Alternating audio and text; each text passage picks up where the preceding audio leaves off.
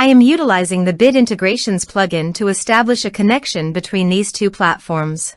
Let's go to Bit Integration Dashboard. Create integration. Search and select Ninja Forms. Select a form. Next. Now here search and select Mautic. Here, give them a meaningful integration name as you want.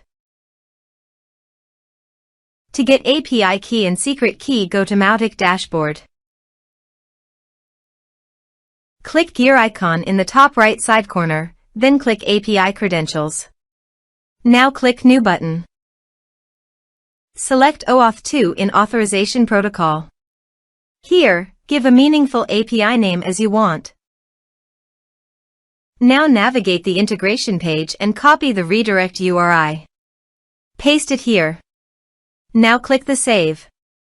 API has been created successfully. Copy the client ID. Paste it here.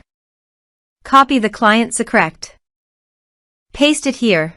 Now paste the domain name, which is Mautic URL. Now click Authorize.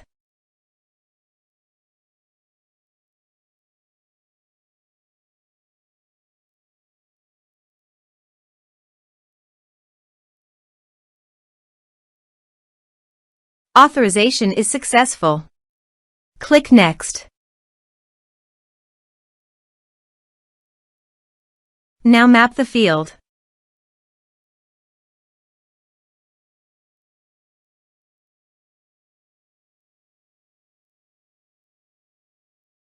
You can add a tag to the contact by enabling this action. Here's the conditional logic. You can use it if you want. If the condition matches, then the data you will send to Mautic. Click Next. Now save the integration.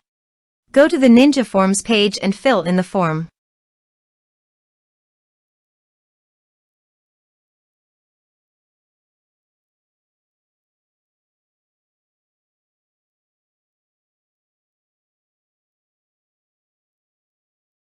Submit it. Form submitted successfully.